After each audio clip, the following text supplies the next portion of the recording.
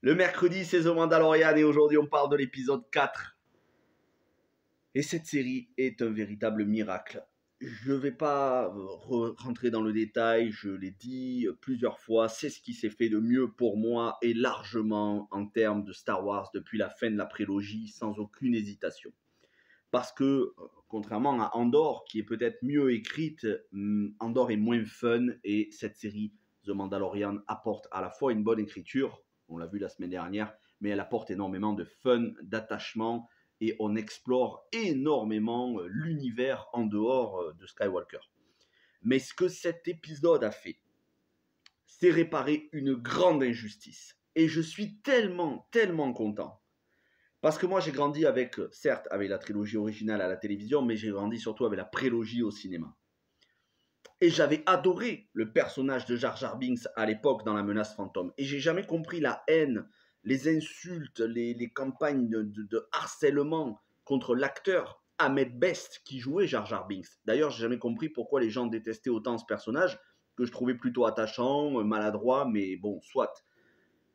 Et Ahmed Best, l'acteur qui était sous le masque de Jar Jar Binks, il a pris très cher. Et quand je vous dis qu'il a pris très cher, c'est qu'il a même songé sérieusement à mettre fin à ses jours. C'est dire si le harcèlement était devenu beaucoup trop grand. Et à l'époque, il n'y avait pas les réseaux sociaux. Vous imaginez. Et Ahmed Best, enfin, il retrouve un minimum de, j'ai envie de dire, d'admiration de la part des fans. Parce que oui, il va être énormément apprécié à partir de maintenant. Kelleran Beck, le Jedi qui sauve Grogu, c'est Ahmed Best. Si son visage ne vous était pas inconnu, voilà, vous aviez reconnu Ahmed Best. Et si vous vous demandez qui était l'acteur qui incarne Kelleran Beck, c'est Ahmed Best, c'est Jar Jar Binks. Et ça fait plaisir parce que enfin maintenant, les fans qui étaient déchaînés contre lui et contre Jar Jar Binks en disant qu'il était ridicule, qu'il avait aucun charisme et tout, ben maintenant, vous pourrez vous dire que oui, le mec, il envoie du lourd. Ce qu'il est arrivé à faire dans cet épisode, en à peine quelques minutes, il y a beaucoup plus de combats au sabre laser que sur un ou deux épisodes de la post-logie, sur tout l'épisode 7 et 8. Parce que l'épisode 9, il y a un petit peu plus de combats au sabre laser. Mais ce que Ahmed Best, avec son personnage de Kelleran Beck, fait pour sauver Grogu, c'est-à-dire affronter tout un tas de soldats, de clones, de stormtroopers, à coup de deux sabres laser, son sabre laser vert et bleu, ce qu'il arrive à faire, je suis désolé, mais c'est tellement charismatique et c'est tellement fun, ça envoie du lourd en termes d'action. En plus, on est au temple de Coruscant, on est sur Coruscant, on est vraiment dans la prélogie. Oui, ça fait plaisir de voir Ahmed Best être enfin reconnu à sa juste valeur et pas juste comme le mec qui était derrière la capuche, le masque de Jar Jar Binks. Donc ça va faire taire les mauvaises langues qui disaient que l'interprète de Jar Jar Binks, il faisait n'importe quoi. Lui, on lui a donné, George Lucas lui avait donné quelque chose, il a fait le rôle qu'il avait à faire et maintenant, il est réhabilité. Et je suis très content. Et je continue d'aimer Jar Jar Binks dans la prélogie. Bon, alors en dehors d'explorer un petit peu les origines de Grogu, c'est pas tellement les origines de Grogu, mais comment Grogu s'en est sorti vivant, puisque Grogu se remémore tout ça pendant que Paz Vizsla est en train de lui forger une nouvelle pièce d'armure. En mode RPG, on est clairement dans un jeu de rôle, c'est-à-dire en fait The Mandalorian, c'est un jeu de rôle. Tu vas, tu fais des missions, une fois que tu as fait des missions, tu as récupéré assez d'XP pour pouvoir avoir une nouvelle pièce d'armure, et ensuite tu vas dans un autre endroit, et ensuite tu dois revenir chez toi pour avoir une nouvelle pièce d'armure. C'est ça, The Mandalorian, c'est un RPG avec des quêtes annexes et une histoire principale qui n'est pas non plus... voilà, l'histoire principale, c'est Mandalore. Et c'est Grogu. Mais sinon, il y a plein de petites quêtes annexes à faire à droite à gauche sur plein de planètes différentes. On est vraiment dans un RPG. Et donc, il obtient une nouvelle pièce d'équipement. Et pendant ce temps, on va avoir Din Djarin, Bo-Katan et les autres Mandaloriens qui vont aller porter secours à un des enfants d'un des Mandaloriens qui a été capturé par un dragon. Parce que maintenant, dans Star Wars, il y a des dragons. C'est un truc de fou, cette série. C'est-à-dire que même au niveau de la musique, quand on voit le début de l'épisode, il y a des airs de Game of Thrones. Vous ferez attention, si vous regardez à nouveau l'épisode, il y a des airs de Game of Thrones au niveau de la musique, au niveau du thème qu'il y a au début. il y a même une petite mélodie qui ressemble à Game of Thrones. Et puis là, tu as un dragon qui débarque, tu as des Mandaloriens, tu as Bo-Katan, ils le poursuivent en jetpack, le dragon il va dans son nid, il y a des bébés dragons, c'est un truc de fou cette série. C'est-à-dire que là, on n'est même plus dans la SF, on est carrément dans l'heroic fantasy, façon Le règne du feu ou bien évidemment Game of Thrones. Donc c'est génial, franchement c'est génial cette série, il m'apporte tout ce que je veux. Et puis gros goût. Et il est tellement charismatique et tellement attachant dans cet épisode, avec son entraînement au début sous les yeux, enfin sous le casque fier de son père adoptif Din Djarin et de Bo-Katan, qui est clairement, elle est elle aussi sous le charme de Grogu, tout comme Paz Vizsla. En fait, tout le monde est sous le charme de Grogu, et il lui demande de s'entraîner face à un autre enfant, ben, celui-là même qui va être capturé par le dragon, en mode Dragon Slayer, le jeu vidéo. Euh, il s'entraîne et il doit utiliser les petites fléchettes pour tirer sur le gosse. Alors d'abord c'est le gosse qui lui tire dessus, lui il ose pas trop tirer, mais Mando il lui dit vas-y t'inquiète pas, et là il commence à faire des pirouettes de Jedi, et il utilise ses fléchettes et il tire dans la cible, et tout le monde est content, et tout le monde est admiratif, tout le monde dit au gamin tu vois t'as parlé un petit peu trop vite parce que là ils viennent te mettre une mandale, tu vois.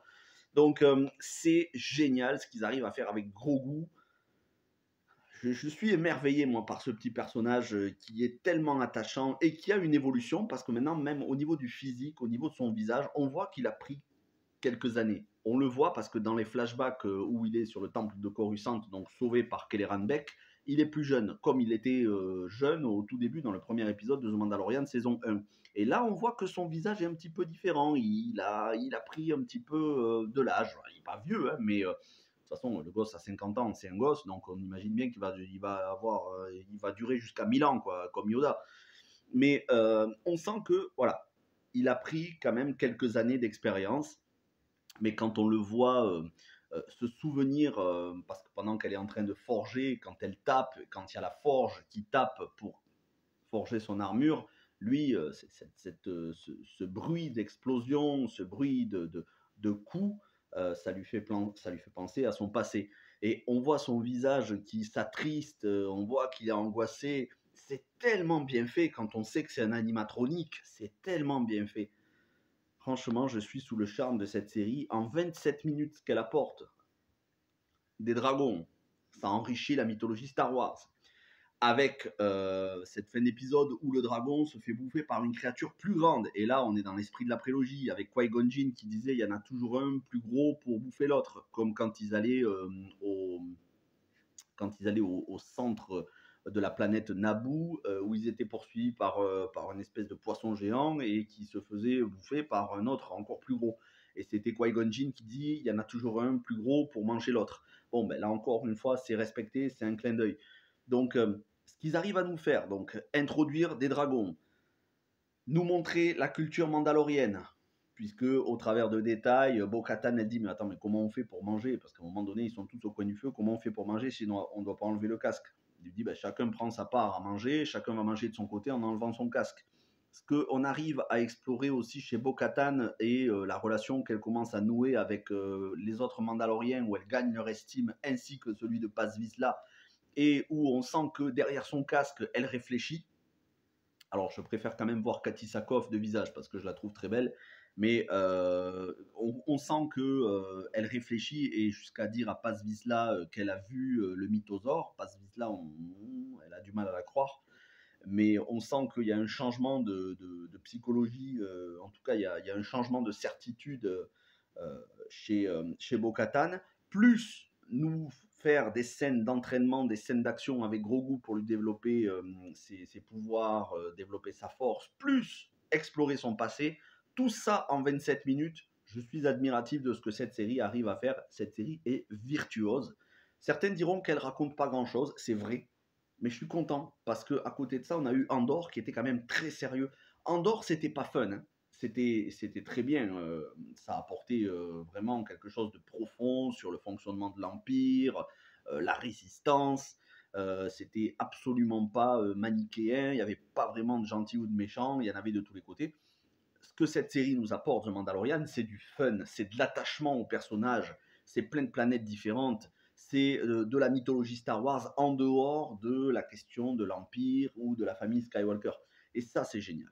ça c'est génial parce que on sent qu'on pourrait faire énormément de saisons et développer plein de choses qu'on n'a jamais vues dans les films, mais uniquement dans l'univers étendu. Et l'univers étendu, si comme moi vous n'avez pas lu tous les comics, j'en ai quelques-uns, mais bon, je sais pas non plus tous les comics et j'ai pas le temps de tout lire non plus.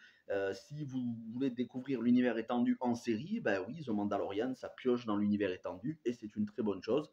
Il y a énormément de choses à piocher pour enrichir. Et j'espère bien que cette série va durer encore de nombreuses saisons, parce que là, on en est à la saison 3. La saison 4 est écrite entièrement. John Favreau nous dit qu'il veut faire au minimum 5 saisons. Moi, j'espère qu'on en aura beaucoup plus que 5 saisons, parce que 2 saisons de The Mandalorian, plus Boba Fett, plus cette troisième saison, ben moi, j'ai envie d'en voir encore, et d'aller sur plein de planètes différentes, d'explorer, et pourquoi pas de recroiser Luke Skywalker et d'autres Jedi. En plus, on sent qu'il y a des Jedi qui ont survécu. On apprend l'existence de nouveaux Jedi. Alors, je sais que Kelleran Beck, ce Jedi, je crois qu'il a joué dans je crois qu'il est apparu dans une série ou une web série ou un jeu vidéo, je sais plus, Star Wars Jedi Temple. Je sais plus exactement, mais c'est pas la première fois qu'on le voit apparemment dans l'univers Star Wars. Mais voilà, c'est quelque chose qu'on n'avait pas dans les films. Donc c'est très bien. C'est très bien d'enrichir tout ça. Et petit à petit, on est en train de découvrir que l'Ordre 66, ben, ils ont pas eu tous les Jedi. Qu'il y en a pas mal qui ont survécu, mine de rien, entre ceux qui ont survécu durant la série Obi-Wan Kenobi, entre ceux qui ont survécu, qui sont dans Rebels, et qu'on va voir bientôt dans la série Ahsoka Tano, plus Ahsoka Tano elle-même, plus maintenant on peut revoir même Luke Skywalker, hein. On sait qu'il va commencer la formation de l'Académie Jedi. Il y a plein de choses à faire. Je suis très satisfait de cette série. J'ai hâte d'être à chaque fois le mercredi, et en même temps, je suis frustré parce que ça dure pas assez longtemps. C'est pour moi le point faible de cette série, 27 minutes. J'étais comme un ouf, et là, boum, générique de fin. Donc bon, je suis quand même très content parce qu'il n'y a rien à jeter, mais vraiment. Et ça fait plaisir pour Ahmed Best. Voilà. Donc c'est tout ce que j'avais à vous dire sur cet épisode 4. On se retrouve ce soir à 21h sur la chaîne. Je serai avec Mr. Fred. On va être en live. On va parler de The Last of Us pour la dernière fois, j'espère, parce que The Last of Us, j'en peux plus de cette série. Mais bon, ce sera l'occasion de dire tout ce qu'on n'a pas aimé et tout ce qui ne va pas. Mais aussi, on va reparler un petit peu des anneaux de pouvoir, parce que ben, moi, vous le savez, hein, je défends les anneaux de pouvoir. Je suis très fan des anneaux de pouvoir, malgré les défauts de la série. Parce que oui, elle a des défauts. Et ce sera l'occasion de confronter nos points de vue avec Mr. Fred. Et il y aura aussi un autre invité que vous connaissez, qui est déjà venu sur la chaîne. Et on va pousser quelques petits coups de gueule, parce qu'il y a des choses qui vont pas, hein. Fred, le bison non genré, là, on est obligé de pousser des coups de gueule, parce que là, ça va plus. Le petit bison non genré de Netflix, là, qui est destiné aux enfants de maternelle, où on nous dit « Ah, mais je suis un bison, je ne sais pas si je suis un garçon ou une fille ». On va pousser un coup de gueule ce soir, et on va vous expliquer pourquoi tout ça, pourquoi ça commence à être un petit peu trop l'overdose là de wokisme dans les séries, que ce soit Netflix ou les autres plateformes de SVOD. Donc si ça vous intéresse, venez ce soir à 21h. Vous inquiétez pas, on sera gentil, on va être respectueux, il n'y aura pas d'appel à la haine de quoi que ce soit envers les minorités, mais quand même on va pousser des coups de gueule, et on va vous dire un petit peu ce qu'on pense de l'évolution notamment des plateformes de SVOD, et du contenu et du bourrage de crâne qu'il peut y avoir dans certaines séries. C'est important parce que on a encore la possibilité de s'exprimer, donc on sera sans langue de bois jusqu'au jour où on nous interdira de parler. Tant qu'on nous interdit pas, on va continuer de dire ce qu'on pense. Voilà. Merci à toutes et à tous. Passez un bon mercredi, une bonne semaine. Et puis de toute façon, moi je vous retrouverai demain pour du John Wick, après-demain pour un autre live, ce week-end, quasiment tous les jours. Portez-vous bien et ciao tout le monde.